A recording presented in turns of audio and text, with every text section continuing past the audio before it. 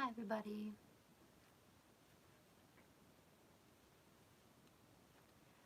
I am so sorry that it is so delayed, so late. Supposed to go on at 7, but I was at the store shopping for things for my Halloween costume and the time completely got away from me. So, it's 8:30 now though, so I'm here on time for the second time that I said it would be. Hi! Thank you guys for coming even though I was late.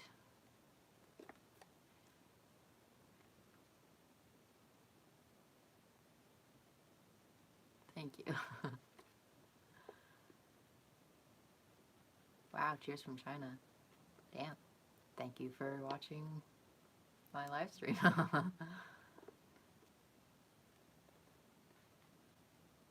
It's 8:30 p.m. for me. So I'll probably only read one chapter today. We'll see how it goes, but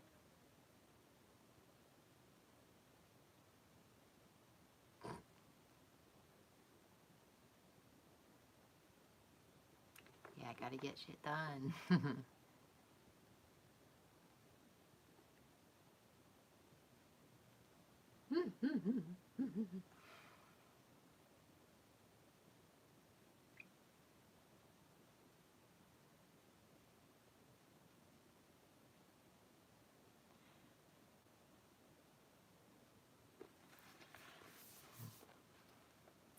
So just like last time, I think I'll wait till like the 5-minute mark until I start reading, just to let everybody come into the live, make sure everyone's here that wants to be here and all that stuff. So if you're watching this after it's live, because it will be up on my YouTube afterwards, then just skip ahead a few minutes if you don't want to hang around before the book reading.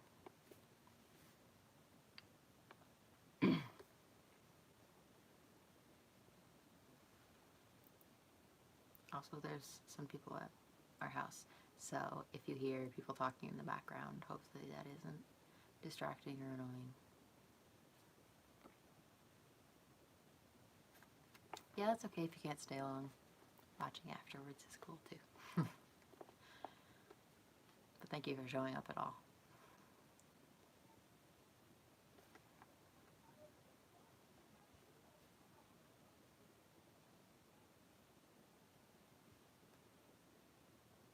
If you celebrate Halloween, what costumes are you going to go as? Well, I guess what characters you're going to go as. What costumes do you have? Let me know now, and anybody watching later, tell me in the comments, because I love Halloween and I love dressing up, so let me know who you're dressing up as if you are. I'm dressing up as the orange crewmate from Among Us, if anybody didn't know.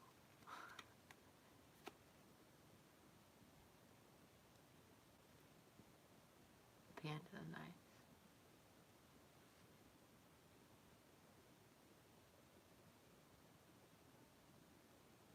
I don't speak French.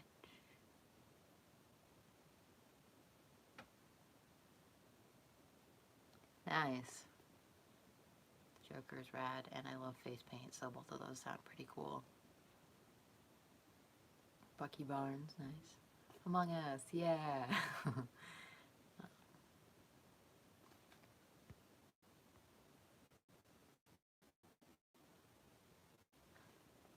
I mean, that's okay. I mean, you can make really cool costumes with no money too.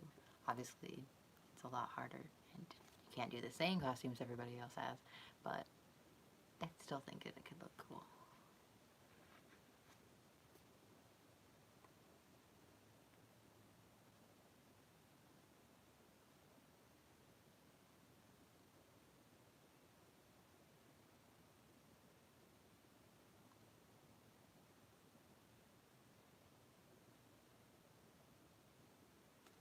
Okay, it's about to hit the 5-minute mark, so I'll start on chapter 3.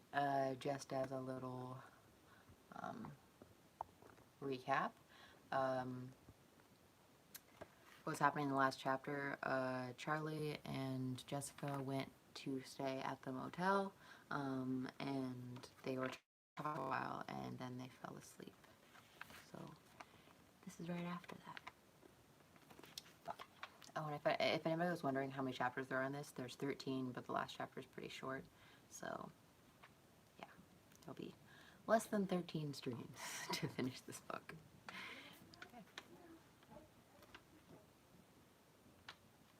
Okay. Thud, thud, thud. Charlie startled out of sleep, disoriented. Something was banging on her door, trying to force its way in. Oh, for goodness sake, Jessica said grumpily, and Charlie blinked and sat up. Right, the motel. Hurricane. Someone was knocking on the door. As Jessica went to answer it, Charlie got out of bed and looked at the clock. It was 10 a.m. She looked out the window at the bright new day. She had slept worse than usual, not nightmares, but dark dreams that she could not quite remember, things that stuck with her just beyond the back of her mind, images she could not catch. Charlie! Someone was screeching. Charlie went to the door and found herself immediately enveloped in a hug, Marla's plump arms gripping her like a vice. Charlie hugged her back, tighter than she meant to. When Marla let go, she stepped back, grinning. Marla's moods had always been so intense they were contagious, spreading out to whoever was in her path. When she was gloomy, a pall fell over all her friends, and the sun gone behind her cloud. When she was happy, like now, it was impossible to avoid the lift of her joy. She was always breathless, always slightly scattered, always giving the impression that she was running late, though she almost never was. Marla was wearing a loose dark red blouse, and suited her well, setting off her fair skin and dark brown hair. Charlie had kept in better touch with Marla than the others. Marla was the type who made it easy to stay friends, even at a distance. Even as a little kid, she was always sending letters and postcards, undeterred if Charlie didn't respond to everyone. She was resolutely positive and assumed that everyone liked her unless they made it clear otherwise, using the proper expletives. Charlie admired it about her. She herself, though not shy, was always calculating. Does that person like me? Are they just being polite? How do people tell the difference? Marla had come to visit her once when they were 12. She had charmed Charlie's aunt and made fast friends with her school friends, while still making it abundantly clear that she was Charlie's friend, and she was there only to see Charlie. Marla's gigantic smile turned serious as she studied Charlie, peering at her as if trying to spot the differences since they last met. You're as pale as ever. She took Charlie's hand in her own. And you're all clammy. Don't you ever get warm? She dropped Charlie's hands and proceeded to study the motel room skeptically, as though uncertain exactly what it was. It's the luxury suite, Jessica said, without expression, as she searched for something in her bag. Her hair was sticking up in all directions, and Charlie stifled a smile. It was nice to see something about Jessica in disarray for once. Jessica found her hairbrush and held it up triumphantly. Ha! Take that, morning frizz. Come on in, Charlie said, realizing she and Marla were still in the doorway, the door wide open. Marla nodded. One sec. Jason! She shouted out the door. No one emerged. Jason! A young boy came trotting up from the road. He was short and wiry, darker skinned than his half-sister. His Batman t-shirt and black shorts were made for someone twice his size. His hair was cut close to his head, and his arms and legs were streaked with dirt. Were you playing in the road? Marla demanded. No, he said. Yes, you were. Don't do that. If you get yourself killed, Mom's gonna blame me. Get inside. Marla shoved her little brother inside and shook her head. How old are you now? Charlie asked. 11, Jason said. He went to the TV and started fiddling with buttons. Jason, stop it, Marla said. Play with your action figures. I'm not a little kid, he said. Anyway, they're in the car. But he stepped away from the television and went to look out the window. Marla rubbed her eyes. We just got here. We had to leave at 6 this morning, and someone, she said pointedly, glancing over her shoulder at Jason, wouldn't stop fiddling with the radio. I am so tired. She didn't seem tired, but then she never did. At their sleepovers as kids, Charlie remembered her bouncing around like a maniac while the rest of them were winding down for the night, then falling asleep abruptly like a cartoon character who'd been hit over the head with a rolling pin. We should get ready, Jessica said. We're supposed to meet the guys at the diner in an hour. Hurry, Marla said. We have to change too. I didn't want to get all gross while we were driving. Jason, you can watch TV, Charlie said, and he looked at Marla. She nodded, and he grinned and turned it on, starting to flip through channels. Please, just pick a channel, Marla said.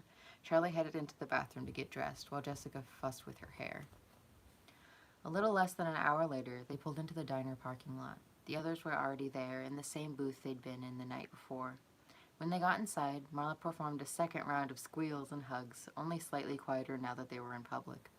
Overshadowed by her enthusiasm, Lamar stood and waved at Jessica and Charlie, waiting until Marla sat down. Hi guys, he said at last. He was wearing a dark tie and a dark gray suit. He was tall and thin, black, with his hair shaved close to his head. His features were sharp and attractive, and he looked just a little older than the rest of them.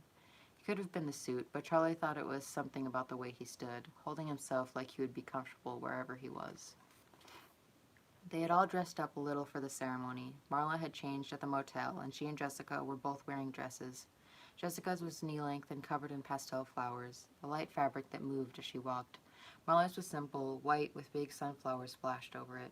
Charlie hadn't thought to bring a dress, and she hoped she didn't look out of place in black pants and a white button-down shirt. John was wearing a light purple shirt today, though he'd added a matching tie in a slightly darker color, and Carlton seemed to be wearing an identical outfit as before, still all in black. They all sat down.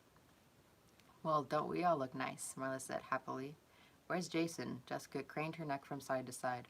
Marla groaned. I'll be right back. She scooted out of the booth and hurried out the door. Lamar, what have you been up to? Charlie asked. Lamar grinned. He's an Ivy League man, Carlton said, teasing. Lamar looked briefly down at the table, but he was smiling. Early acceptance, was all he said. Which one? Jessica said. Cornell. Wait, how did you already apply to college? Charlie said. That's not till next year. I don't even know where I want to go. He skipped 6th grade, John said.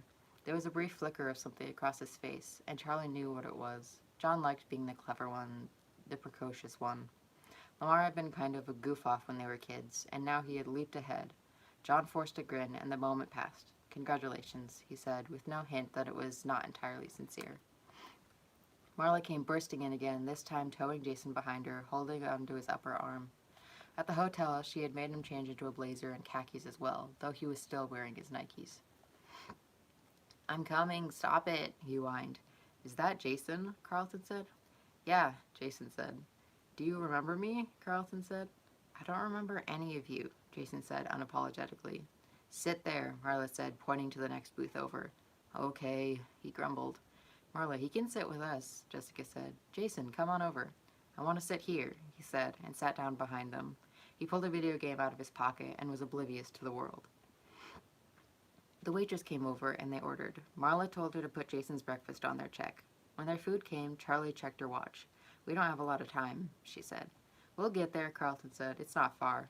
A small piece of food fell out of his mouth as he gestured down the road. Have you been back to the school? Lamar asked, and Carlton shrugged. I pass it sometimes. I know this is a nostalgia trip for all you, but I just live here. I don't exactly go around reminiscing about kindergarten all the time. They were all quiet for a second, the beeps and pings of Jason's video game filling the silence. Hey, did you know Lamar's going to Cornell next year? Jessica said to Marla. Really? Well, aren't you ahead of the pack? She said. Lamar looked down at his plate. When he looked up, he was a little flushed. All part of the 5-year plan, he said. They laughed, and his blush deepened. It's kind of weird to be back here, he said, hastily changing the subject. I think it's strange that I'm the only one who still lives here, Carlton said. Nobody ever leaves Hurricane. Is it strange, though? Jessica said thoughtfully. My parents, you remember, my mom's from New York originally. She used to joke about going back. When I go back to New York, she used to joke about going back. When I go back to New York, but it might as well have been, when I win the lottery. She didn't mean it. And then right after, she stopped joking about it. Then 3 months later, we were all on a plane to visit her sister in Queens, and we never came back. My dad's father died when I was 9, and they came back to Hurricane for the funeral without me. They didn't want me coming back here, and honestly, I didn't want to go. I was kind of anxious the whole time they were gone. I kept looking out the window, hoping they would come back early, like something bad was going to happen to them if they stayed. They looked at one another, considering. Charlie knew they had all moved, all but Carlton, but she had never thought about it. People moved all the time. Carlton was right, though. People didn't leave Hurricane. We moved because my dad got a new job the summer after third grade, John said. That's not exactly mysterious. Lamar, you left... It's not exactly mysterious. Lamar, you left in the middle of the semester that year. Yeah, he said. But that's because when my parents split, I went with my mom to Indianapolis. He frowned. But my dad moved too. He's in Chicago now. My parents left because of Michael, Marla said. They all turned to her. Afterward, my mom couldn't sleep. She said spirits were stirring in the town, unquiet. My dad told her she was being ridiculous, but we still left as fast as possible. Marla looked around at her friends. What? She said defensively. I don't believe in ghosts. I do, Charlie said. She felt like she was talking from a great distance. She was almost surprised they could hear her. I mean, not ghosts, but memories. I think they linger, whether there's someone there or not. The house, her old house, was imbued with memory, with loss, with longing. It hung in the air like humidity. The walls were saturated, like the wood had soaked it in. It had been there before she came, and it was there now. It could be there forever. It had to be. There was too much, too great and vast a weight for Charlie to have brought it with her. That doesn't make any sense, Jessica said. Memory is in our brains, like literally stored in the brain. You can see it on a scan. It can't exist outside of someone's mind. I don't know, John said, thinking of all the places that have atmosphere. Old houses sometimes, places where you walk in and you feel sad or nostalgic, even though you've never been there before. That's not other people's memories, though, Lamar said. That's subconscious cues, stuff we don't realize we're noticing, that tells us we should feel some way. Peeling paint, old-fashioned furniture, lace curtains, details that tell us to be nostalgic. Mostly things we pick up from movies, probably. I got lost at a carnival when I was 4. I never got so scared in my life, but I don't think anybody's feeling suddenly desperate for their mom when they pass that Ferris wheel. Maybe they are, Marla said. I don't know. Sometimes I have little moments where it's like there's something I forgot, something I regret or that I'm happy about, or something that makes me want to cry. But it's only there for a split second, then it's gone. Maybe we're all shedding our fear and regret and hope everywhere we go, and we're catching traces of people we've never met. Maybe it's everywhere. How is that different from believing in ghosts? Lamar said. It's totally different, Marla said. It's not supernatural, and it's not like the souls of dead people. It's just people leaving their mark on the world. So it's the ghosts of living people, Lamar said. No. You're talking about people having some kind of essence that can hang around a specific place after the person is gone, Lamar said. That's a ghost. No, it's not. I'm not saying it right, Marla said. She closed her eyes for a minute, thinking. Okay, she said at last. Do you all remember my grandmother? I do, Jason said. She was my grandmother, too. She was my dad's mom, not yours, Marla said. Anyway, you were only a year old when she died. I do remember her, Jason said quietly. Okay, Marla said. So she collected dolls from the time she was a kid. She and my grandfather used to travel a lot after he retired, and she'd bring them back from all over the world. She had them from France, Egypt, Italy, Brazil, China, everywhere.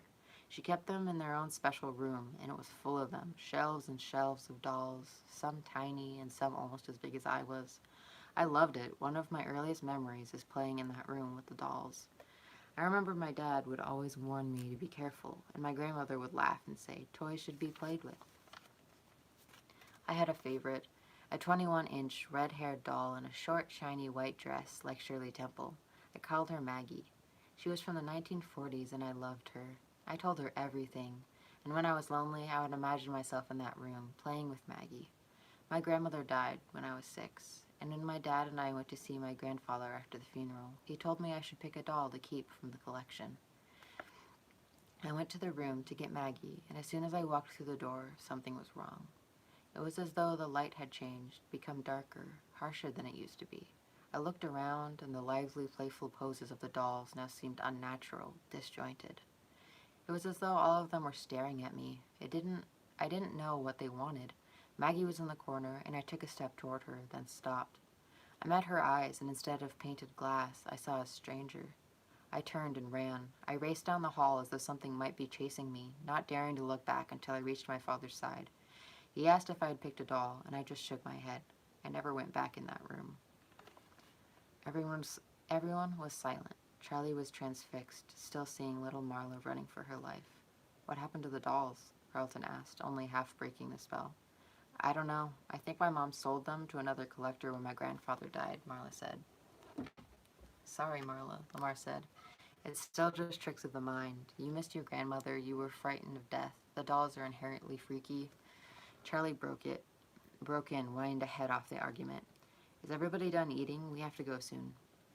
We still have plenty of time, Carlton said, looking down at his watch. It's like 5 minutes away. Something else fell out of his mouth, landing next to the first dropped bit of food. John looked around the table from person to person, as though he were waiting for something.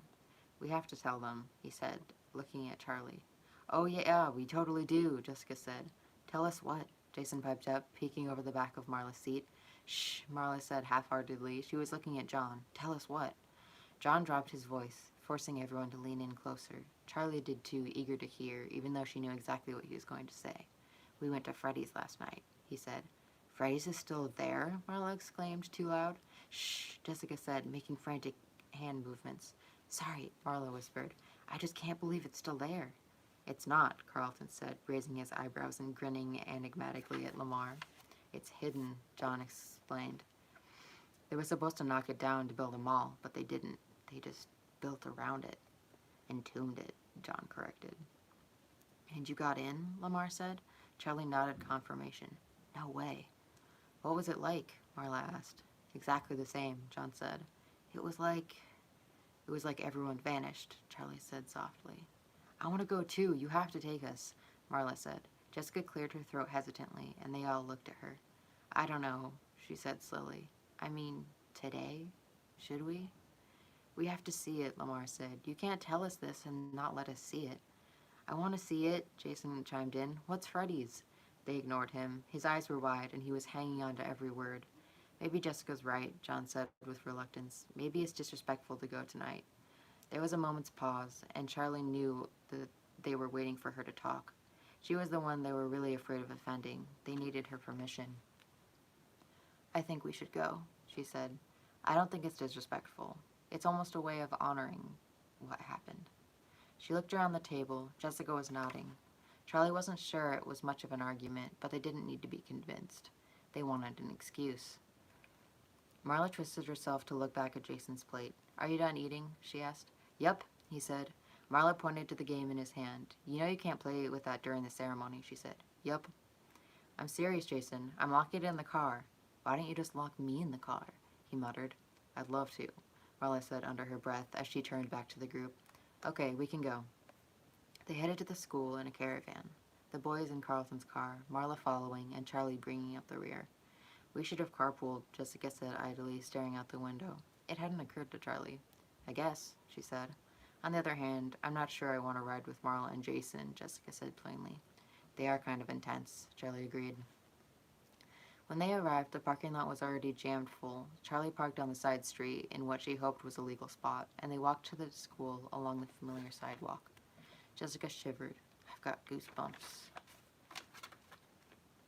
It is weird to be here, Charlie said. The school looked unchanged from the outside, but the fence was new and slick, a black plastic-coated chain link. The whole town was like this, a mix of old and new, familiar and not.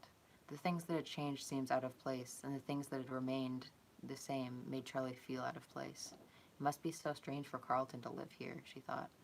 I know this is a nostalgia trip for all of you, but I just live here, he had said. Somehow Charlie was not sure she believed that. When they got to the playing field behind the school, the bleachers were already full. Rows of folding chairs had been laid out in front of them to add more seating, and Charlie spotted Marla and the boys at the front. Oh, great, she said. I don't want to sit in the front row. I don't mind, Jessica said. Charlie looked at her. Of course you don't, she wanted to say. You're you. Yeah, she said instead. No big deal. Half the town must be here. She observed as they made their way to the group, where 2 seats had been saved. There was one open in the front row next to Carlton, and one right behind it, beside Marla. Jessica winked at Charlie and sat down next to Carlton. She leaned toward him, and they started whispering. Charlie repeated herself to Marla. There's a lot of people here. Yeah, Marla said. I mean, it's a small town, you know. It was a big deal. Plus, his parents still live here. People people remember," Charlie echoed softly. There was a small raised stage set up in front of them, with a podium and 4 chairs. Behind the chairs, a screen suspended. Projected on it was a larger-than-life picture of Michael. It was a close-up, just his face. It was not the most flattering picture.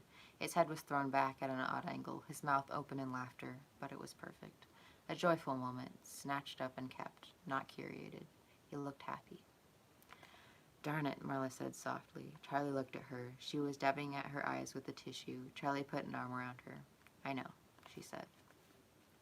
The sound system came on suddenly with a whine that slowly faded. 4 people walked on stage, a heavy-set man in his suit who went straight to the microphone, an elderly woman, and a couple, a man and a woman. The man in the suit stepped up to the podium, and the elderly woman sat down in one of the 4 chairs. The couple stayed back, but they did not sit. Charlie knew they must be Michael's parents, but she did not recognize them. When she was young, they had just been parents, a species that was, for the most part, unremarkable. She realized suddenly that she didn't even know their names. Michael's parents had not gone out of their way to interact with their son's friends, and Charlie had literally spoken to them as Michael's mom and Michael's dad, as if those were appropriate forms of address. The man at the podium introduced himself as the school's principal. He said a few things about loss and community and the fleeting preciousness of youth. He talked briefly about Michael's kindness, his artistic talent, and the impression he made, even as a small child, on everyone he met. It was true, Charlie reflected. Michael had been an unusually charismatic child. He wasn't exactly a leader, but they all found themselves wanting to please him, to make him smile, and so they often did the things they knew he wanted to do, just to make him happy. The principal finished and introduced Michael's parents, Joan and Donald Brooks. They stood at the podium awkwardly, each looking from face to face in the crowd, as if they were not sure how they had gotten here. Finally, Joan stepped forward. "It feels strange to be up here," was the first thing she said, and a murmur of something like agreement swept quietly through the crowd. "We are so grateful to all of you for coming, especially those of you who came from out of town." She looked directly at the front row, talking to Charlie and the others. "Some of Michael's friends have come from all over, and I think that is a testament to who he was that 10 years later, with their lives on new paths, moving on to a whole new stage of life." So close to the stage, Charlie could see she was about to cry, tears wavering in her eyes, but her voice was steady. "We are grateful you are here. We wanted to give Michael a legacy with this scholarship, but it is clear that he has already left one, all on his own." Marla grabbed Charlie's hand, and Charlie squeezed back. "I want to say," Joan continued, "something about the families who are not here. As we all know, Michael was not the only child lost during these terrible few months." She read out 4 more names, 2 girls and 2 boys. Charlie glanced at Marla. They all knew there had been other children, but Michael's death had loomed so great in all of their lives that they had never even talked about the other victims. Now, Charlie felt a pang of guilt. To someone, those little girls and boys had been as vital as Michael. To someone, their losses had meant the end of the world. She closed her eyes for a moment. "I can't mourn everyone," she thought. "No one can." Joan was still talking. "Although their families have moved on to other places, those young boys and girls will always have a place in our hearts. Now, I would like to call to speak a young man who is particularly close to my son. Carlton, if you would." They all watched in surprise as Carlton stood and climbed up behind the podium. Joan hugged him tightly and stayed close behind him as he pulled a crumpled piece of paper from his pocket. He cleared his throat, looking over the heads of the crowd, then crumpled the paper up again and put it back in his pocket. "I don't remember as much about Michael as I should," he said finally. "Too much of these years is a blur. I know we met when we were still in diapers, but I don't remember that, thankfully." There was a soft titter through the crowd. "I do know that as far back as I have memories, Michael is in them. I remember playing superheroes, drawing, which he was much better at than me, and as we got older, I remember, well, playing superheroes and drawing. What I really remember, though, is that my days were always more exciting when he was in them. He was smarter than me. He was the one always coming up with new ideas, new ways to get in trouble. Sorry about those lamps, by the way, Mrs. Brooks. If I had jumped the way Michael said, I probably would have only broken one." Donald laughed, a gulping, desperate sound. Charlie shifted uncomfortably and pulled her hand from Marla's with an apologetic half-smile. Their grief, naked, was too much to watch. It was raw, an open wound, and she could not stand to look. Carlton came back down to sit with them. Michael's grandmother spoke, and then his father, who had recovered enough to share a memory of taking his son to his first art class. He told the crowd about the scholarship for a graduating senior who has demonstrated both excellence and passion in the arts, and announced the winner of the first one, Anne Park, a slight Korean girl who came quickly up to the stage to accept her plaque and hugs from Michael's parents.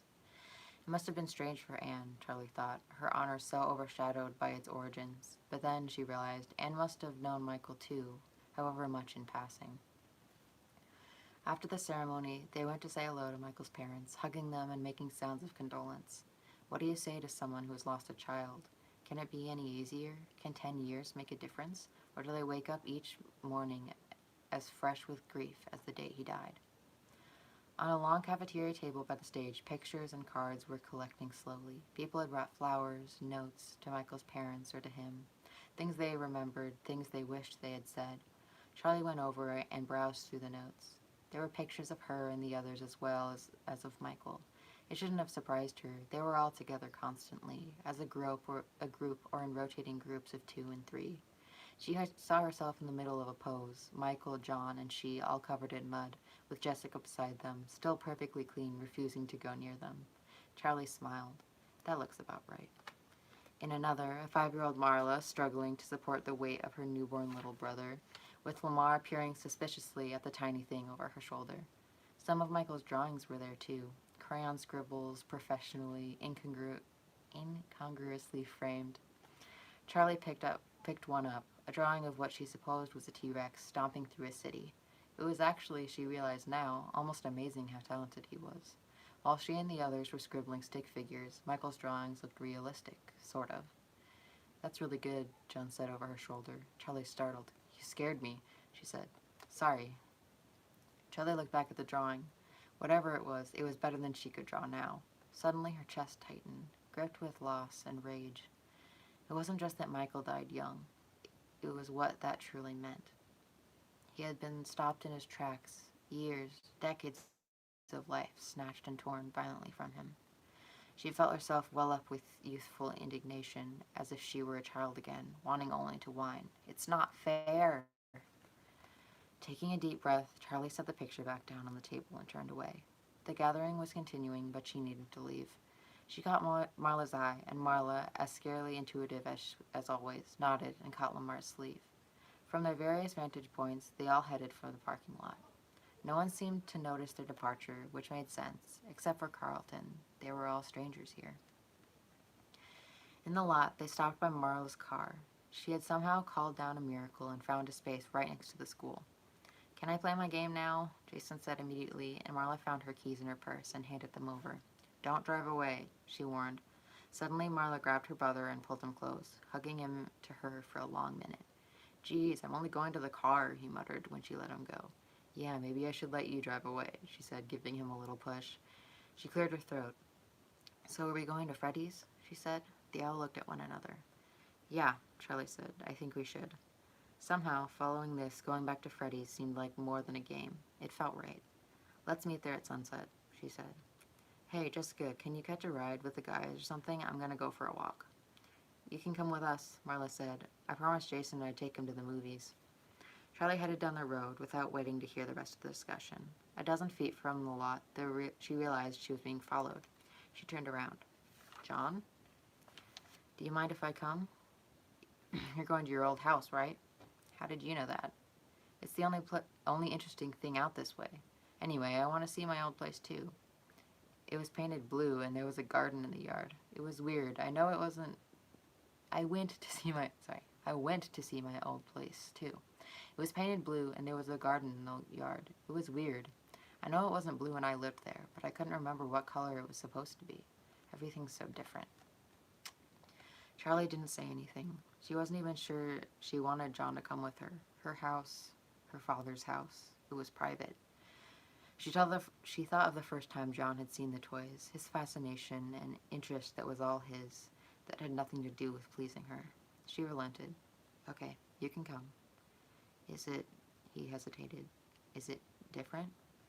It's really not, Charlie said. It wasn't quite true, but she wasn't sure how to explain the thing that had changed. They walked together for the better part of 3 miles, away from town and down old roads, first paved, then gravel. As they neared the place, they left the roads, ascending the steep incline of a hill overrun with brush and trees that should have been trimmed or cut down ages ago. 3 rooftops peeked over their leaves, scattered widely over the hill, but no one had lived in these houses in a long time. At last, they walked up the driveway, and John stopped short, staring up at the house. "I thought it would be less intimidating," he said softly. Impatient, Charlie took his arm for a second and pulled him away, leading them around the side of the house. It was one thing for him to be here with her, but she was not quite ready to let someone else inside. She wasn't even sure she wanted to go inside again anyway. He followed her without protest, as if aware that they were in her territory and she would decide where they went. The property was large, more than a lawn. There were woods surrounding the wide space of the backyard, and as a child, Charlie had often felt like she was in her own little realm, ruler of all she surveyed. The grass had gone wild, weeds growing feral and up to her knees.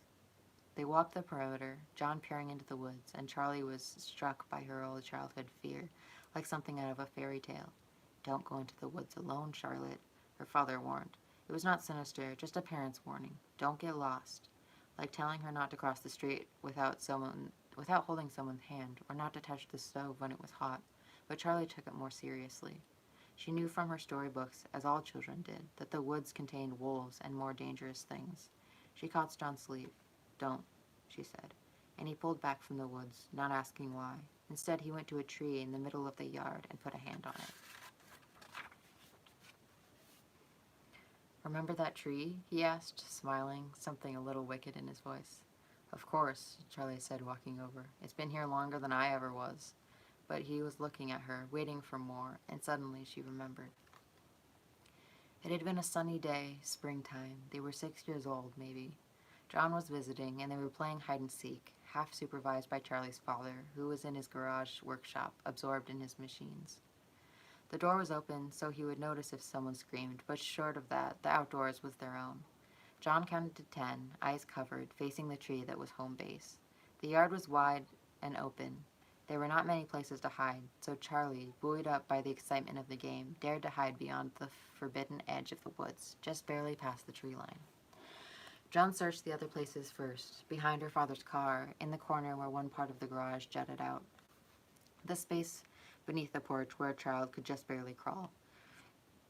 He realized where she must be, and Charlie braced herself to run as he began to walk the edges of the yard, darting into the woods and out again, looking behind trees. When at last he found her, she took off, tearing across the lawn to the home-based tree. He was just behind her, so close he could almost touch her, and she sped on, staying just out of reach. She hit the tree, almost slamming into it, and John was right behind her, bumping into her a second later, too fast to stop. They were both giggling hysterically, and then they stopped at the same moment, still gasping to catch their breath. "Hey, Charlotte," John said, stressing her name in the mocking tone he always used. "Don't call me that," Charlie said automatically. "You ever see grown-ups kiss?" He picked up a stick and started digging in the tree bark, like he was more interested in that than in her answer. Charlie shrugged. "Yeah, I guess so. Want to try it?" He still wasn't looking at her. His face was streaked with dirt, like it often was, and his hair was sticking out in all directions, a twig caught in it above his forehead. "Gross," Charlie said, wrinkling her nose. Then after a moment, "Yeah, okay." John dropped the stick and leaned toward her, his hands behind his back. Charlie closed her eyes, waiting, still not entirely sure what she was supposed to do. "Charlotte!" It was her father. Charlie jumped back. John's face was so close to hers that she banged into him with her forehead. "Ow!" He yelled, clapping a hand to his nose. Charlie's father came around the side of the tree. "What are you up to?" "John?" He pried John's fingers away from his nose. "You're not bleeding, you'll be fine," he said. "Charlotte, closer to the house, please." He then pointed his finger, directing them forward. "John, it looks like your mom is here anyway." He walked ahead of them, toward the driveway where her car had just pulled in. "Yeah, okay." John trotted off toward the driveway, turning once to wave at Charlie. He was grinning like something wonderful had happened, although Charlie was not quite sure what it was. "Oh my," Charlie said now, covering her face. Sure, it was bright red. When she looked up again, John was grinning, that same satisfied 6-year-old grin. You know, my nose still hurts when it rains, he said, touching a finger to it. It does not, Charlie said. She leaned back against the tree. I can't believe you tried to kiss me. We were 6. Charlie stared at him accusingly. Even the littlest heart wants what it wants, John said in a mocking, romantic voice. But there was an edge of something real in it, something not well enough hidden. Charlie realized suddenly that he was standing very close to her. Let's go see your dad's workshop, John said abruptly, too loud, and Charlie nodded. Okay. She regretted it as she said it. She did not want to open the workshop door. She closed her eyes, still leaning against the tree. She could still see it. It was all she could see when she thought of that place.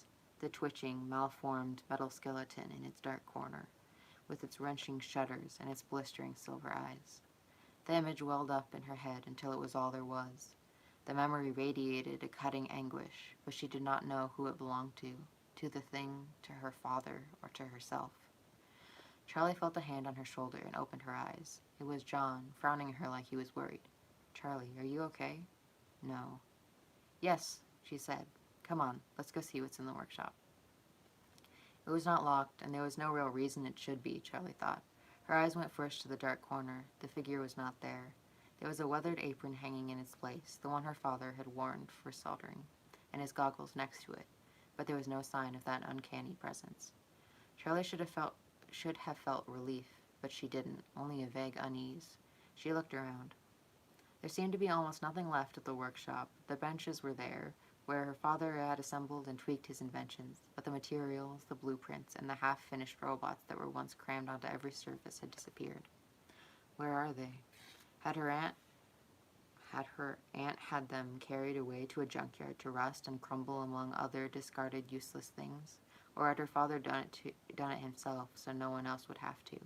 The concrete floor was littered here and there with scraps. Whoever had done the cleanup had not been thorough. Charlie knelt and picked up an oddly shaped scrap of wood, then a small circuit board. She turned it over. Whose brain were you? She wondered. But it did not matter, not really.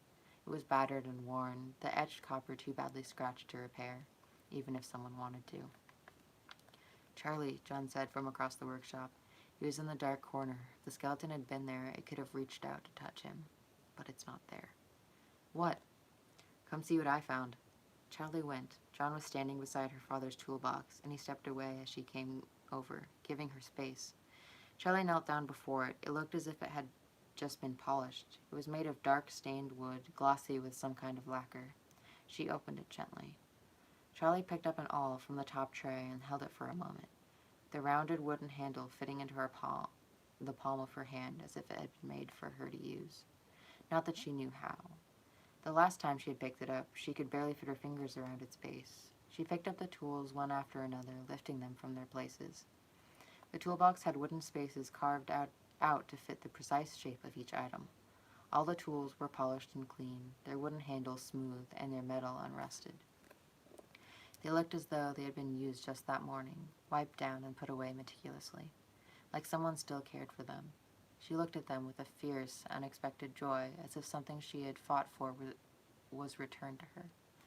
But her joy felt wrong, misplaced. Looking at her father's things set her off balance. Something in the world was not as it should be. Seized suddenly with an unfounded fear, she thrust the awl back in its place in the box, dropping it like something burning. She closed the lid, but she did not stand. Memory overtook her, and she closed her eyes, not fighting against it. Her feet were wedged in the dirt, and 2 large calloused hands covered her eyes. Suddenly there was a bright light, and Charlie squinted, squirming impatiently to see what was before her. 3 complete and gleaming figures towered over her, motionless, the sun reflecting off every edge and contour. They were blinding to behold. What do you think? She heard the question, but could not answer it. Her eyes hadn't adjusted. The 3 masses of standing metal all looked similar in structure, but Charlie had grown accustomed to seeing more than was there, imagining the final result. For a long time now, there had been 3 empty suits hanging like carcasses from a rafter in the attic. Charlie knew they had had a special purpose, and now she understood what it was. 2 long beams protruded from the top of the head of one of the bulking masses. The head itself was solid and skull-like. The beams looked as if they had been violently thrust there. That's the rabbit, Charlie squealed, proud of herself. You aren't scared of him? The voice asked. Of course not. He looks like Theodore.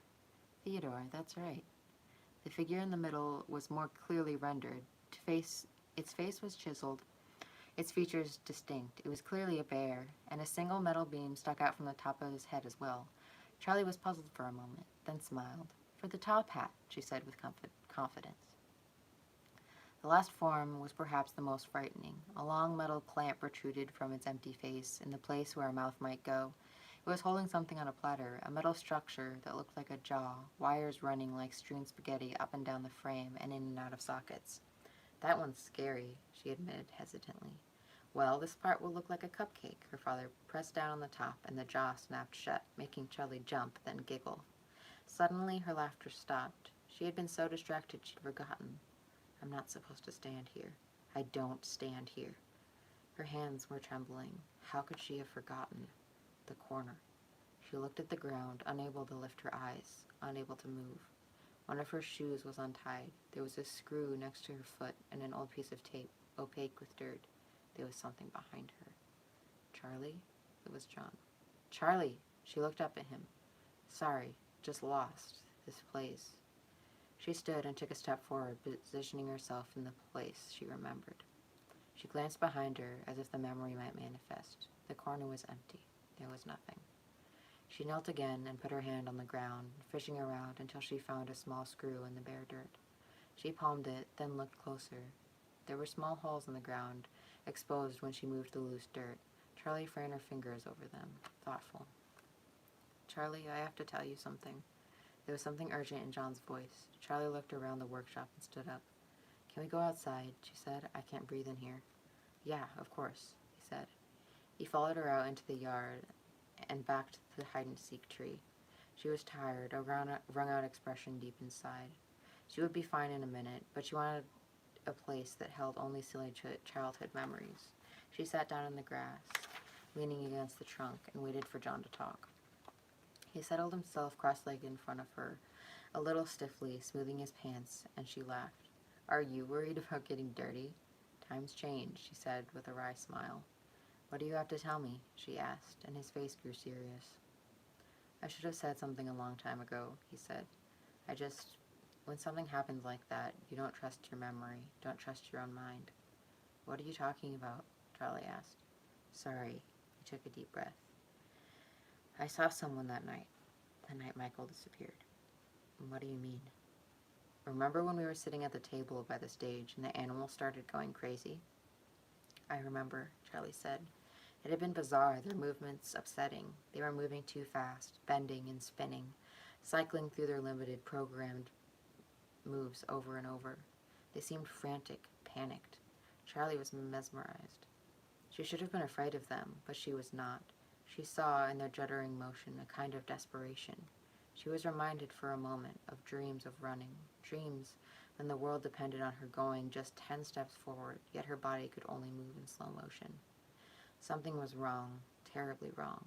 Chaotically, violently, the animatronic animals on stage thrashed, robotic limbs in all directions, their eyes rolling in their sockets. "What did you see?" Charlie said to John, now shaking her head as though she could rid it of the image. "There was another mascot," he said. "A bear." "Freddie," Charlie interrupted without thinking. "No, not Freddie." John took her hands as if trying to calm them both, but he let go before he spoke again. It was standing right near us, next to our table, but it wasn't looking at the stage like everyone else was. That technician came over, remember? And even he was just watching the animatronics. I guess he was trying to figure out what was happening. I looked over at the mascot, and it looked back at me. He stopped. "John, what?" Charlie said impatiently. Then the animatronics on stage stopped moving, and I looked over at them, and when we all turned back around, Michael was gone, and so was the mascot. Charlie stared at him in disbelief. "You saw the kidnapper," she said. "I don't know what I saw," John said. "It was all chaos. I didn't even think about it. I didn't make the connection. It was just another animal at Freddy's. I didn't think about who might have been inside it. I was a kid, you know? You figure that the grown-ups already know everything that you know." "Yeah," Charlie said. "I know. Do you remember anything? What the person looked like?" John was staring up at the sky, as if he were seeing something Charlie could not. "Yes," he said. His voice was deliberate, steady. "The eyes. They were all I could see, but I still see them sometimes. like they're right there in front of me. They were dead. What? They were dead, just dull and flat, like they still moved and blinked and saw, but whatever was behind them had died a long time ago. He fell silent. It was growing dark. There was a bright, almost unnatural streak of pink across the western sky, and Charlie shivered. We should go get the car, she said. It's almost time to meet everyone. Yeah, John said, but he didn't move right away, still staring into the distance. John, we have to go, Charlie said. He seemed to come back to himself slowly. Yeah, he said, we should go. He got up and brushed off his pants, then grinned at Charlie. Race you? He said, and took off running. Charlie chased after him, her feet pounding the asphalt and her arms swinging free. That's the end of chapter 3. We're getting somewhere now. Getting to the really interesting stuff. I'm excited to get to it, but that's all I'm going to read for tonight. I'm pretty tired and it's late. But I hope you guys enjoyed hearing that new chapter. I'm glad you loved it. I'll come back with another stream sometime soon. I'm not sure exactly when, but I'll post it on my Snapchat and my Instagram, and I'll have it posted on here like I did today, where it's a stream that's like posted for later, like a premiere, so you guys can know a little bit before it happens, hopefully. So just check those things, and yeah, I'll be reading chapter 4 next time, maybe 4 and 5, I'm not sure. We'll have to see what's going on at the time. But yeah, we're that far through the book. About to get to exciting stuff. Okay, I will see you guys next time, and I hope you have a good day or night. Yeah, have a good time. Okay, I'll see you guys next time. Bye-bye.